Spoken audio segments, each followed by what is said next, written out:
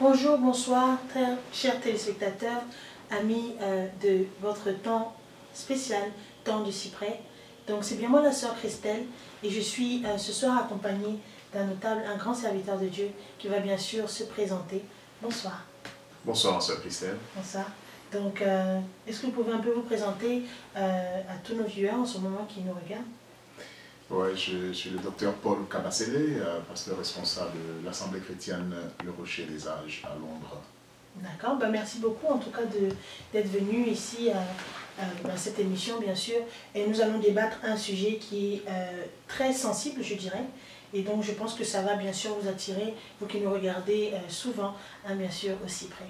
Donc comme je le disais tantôt, le message, sinon le but de cette émission ce soir c'est d'éduquer les enfants de Dieu. Et je sais que vous êtes pasteur et aussi docteur.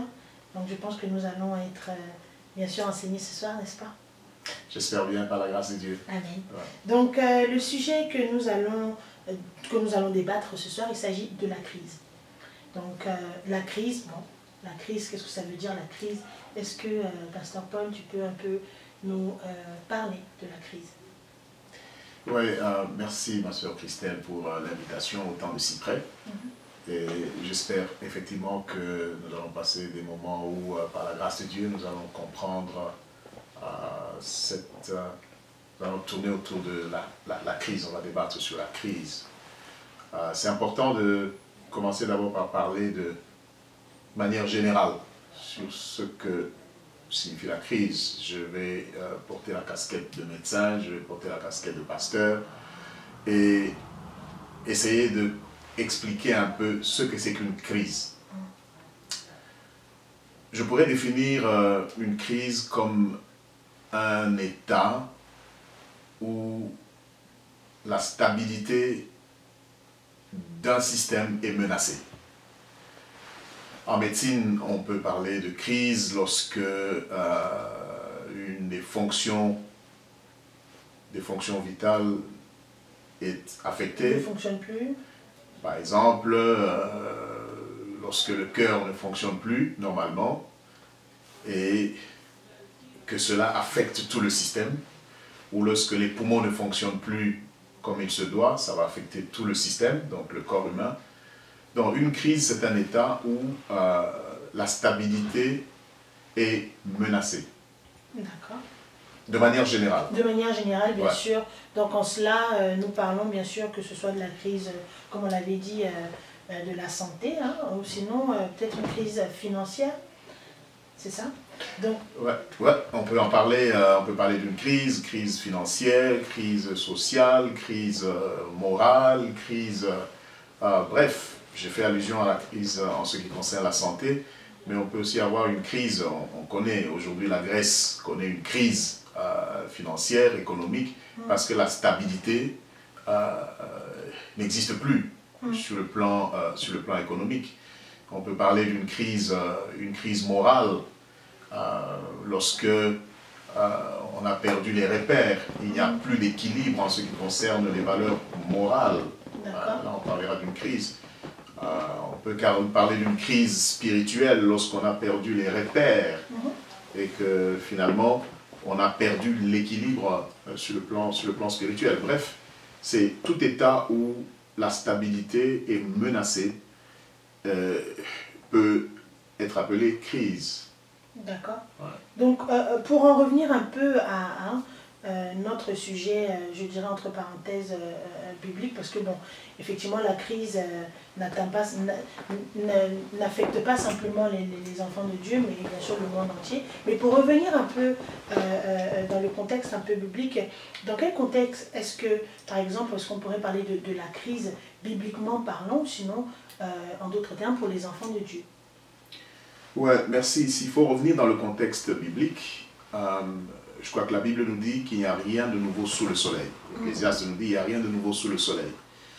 Et j'ai parlé de la crise d'identité. Lorsque un enfant de Dieu, lorsqu'un chrétien n'arrive plus à reconnaître son identité en tant qu'enfant de Dieu, ça c'est une crise d'identité. lorsque l'Église perd ses repères et que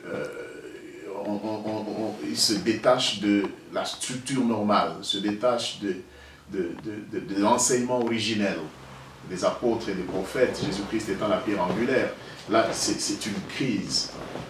Et là c'est important que je puisse un peu mentionner, pour dire, une crise généralement une crise a une courte durée.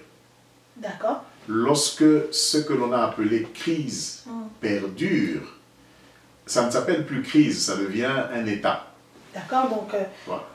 ça m'emmène un peu dans ce que tu disais tout à l'heure, pasteur, en ce qui concerne le fait que rien n'est nouveau sous le soleil. Donc si je comprends bien, pour transposer un peu la crise financière et la crise biblique, enfin, je veux dire la crise que nous vivons aujourd'hui dans les églises, est-ce qu'on pourrait dire que par exemple, ce qui se passe financièrement parlant, ça viendra à un terme bientôt?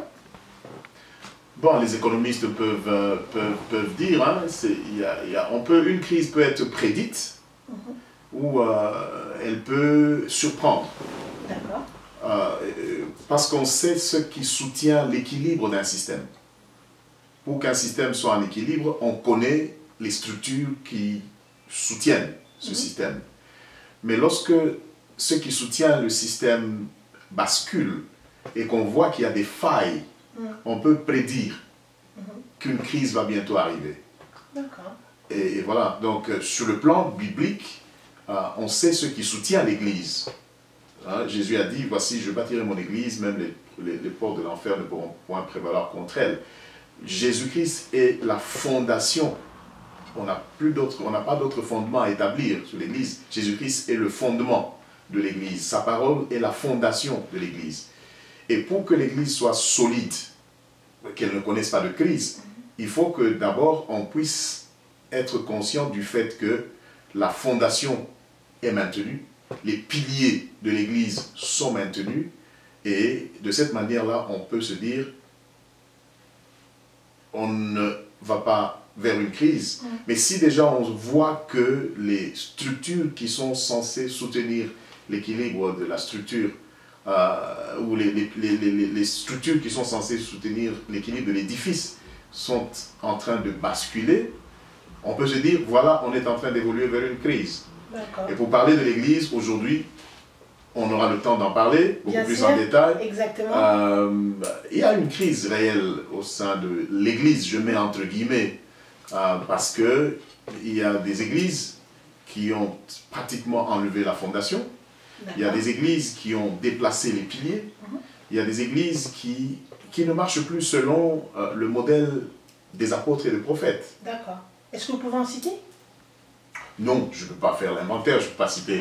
Mais je crois qu'au fur et à mesure que l'on évolue, lorsqu'on va donner des indications, les gens pourront identifier. Parce qu'en fait, c'est ça la finalité de ce programme, pour que les gens puissent être en mesure d'identifier de ce qui se passe, en fait, des gens qui soient en mesure d'identifier la crise. Lorsqu'on parlera des responsabilités, en tant que pasteur, nous avons la responsabilité d'identifier la crise, de dire qu'il y a crise, et de ne pas faire la politique de l'autruche, de se cacher la face pour dire, bon, tout va bien. Non, alors que ça ne va pas. D'accord. Et il y a une crise peut déboucher, soit, comme je le disais tantôt, une crise peut déboucher soit sur un état, c'est-à-dire vous acceptez que ça devient la norme, soit que la crise peut devenir un test. Donc là, on va revenir à ça dans quelques minutes. Hein, juste le temps de laisser bien sûr à toutes les personnes qui nous regardent ce soir de pouvoir aussi donner leurs commentaires. Donc vous êtes bien sûr bienvenus à aller sur le site que vous allez voir s'afficher juste en bas de l'écran. Donnez un peu vos commentaires, dites un peu ce que vous pensez ou ce que vous avez appris afin que bien sûr nous soyons tous édifiés pour l'œuvre de Dieu. Donc pour en revenir à ce dont on parlait tout à l'heure, la crise, j'aimerais un peu savoir quelles sont les premières personnes à être affectées par la crise. Là, bien sûr, dans le contexte de l'Église. Dans le contexte de l'Église, conçue et comprise comme étant le corps de Christ. Oui. Lorsque une crise arrive ou atteint l'Église, c'est toute l'Église qui est affectée. Oui. Tous ceux qui se reconnaissent comme étant membres de l'Église sont affectés. Donc si on comprend bien, la crise affecterait vraiment que l'Église en soi, ou sinon, comme on l'a dit, le corps du Christ. Donc est-ce que je pourrais dire que par exemple, bon, mon Église est affectée par cette crise, mais pas l'autre Église par exemple? Ou bien il s'agit vraiment du corps de Christ as a whole? Ben, je pense qu'il faut que nous puissions avoir une vision globale de la crise. On ne peut pas dire qu'une crise affecte une Église, mais n'affecte pas le corps de Christ. Parce que toutes les églises locales sont membres du corps de Christ. Donc, une crise dans une église locale affecte ipso facto tout le corps de Christ. Donc, c'est un peu comme lorsque l'oreille est malade, on ne peut pas dire que c'est l'oreille seulement. On dit que c'est l'homme qui est malade. C'est tout le corps qui est malade. Donc, quand il y a une crise dans une église locale, ayant une vision globalisante de l'église, nous devons nous dire que la crise affecte tout le corps de Christ. C'est vrai qu'on a souvent dit le mot crise, hein, mais on n'a pas vraiment un peu défini ou sinon donné des exemples de crise, si je puis dire, dans l'église.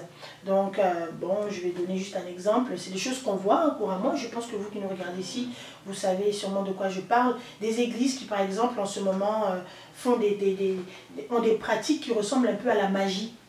Est-ce qu'on pourrait appeler ce genre de pratique une crise aussi? Une crise égliselle ou je sais pas. Comment est-ce qu'on pourrait un peu définir ça? J'aimerais avoir un peu hein, des exemples de crise de l'église. Ouais, la première chose que je pourrais dire, ma soeur Christelle, c'est que en étant honnête avec soi-même, lorsqu'on regarde l'église, on peut dire qu'il y a d'abord une crise morale. Une crise morale, d'accord. Une crise morale en ce sens que